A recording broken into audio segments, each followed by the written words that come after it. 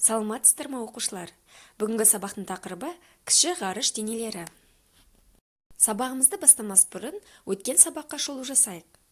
Біздің галактикамыз қалай аталады? Әрине, құс жолы деп аталады. Келесі сұрақ. Күн жүйесінің ғаламшарларын ата. Қане бірге атайық.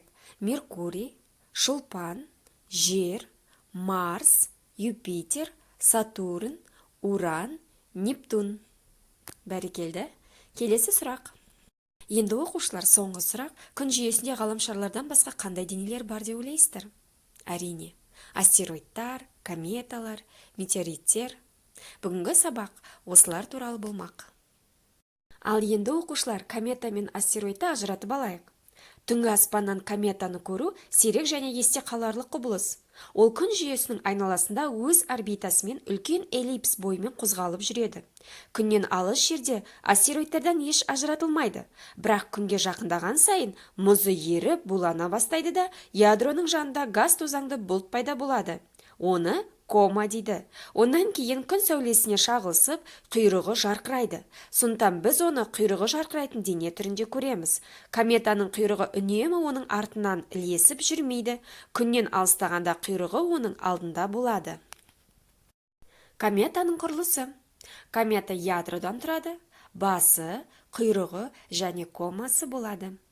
Дәптерлеріңді ашып, дәл осы сызбаны сызып алайық.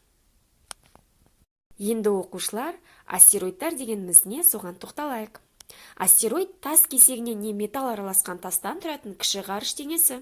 Олар ғаламшар сияқты күнді айнала қозғалады.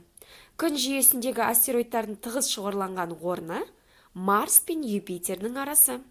Оны астероидтар белдеуі деп атайды. Жай көзбен көруге болатын ең ірі астероид Веста деп аталады. Сіздердің алдарыңызда тұрған астероид Веста астероиды.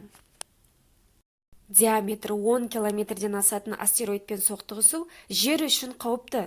Мұндай ірі астероидтардың бәрі ғалымдарға белгілі. Ғалымдардың зерттеулері бойынша олар жермен қиылыспайтын орбитамен қозғалатындықтан соқтығысу қаупі жоқ. Енді оқушылар, кері байланыс ретінде мынандай қызықты тапсырма беремін. Ойланыңыздар. Қандай астероидтардың атмосферадан өтіп, жерге құлау мүмкіндігі мол?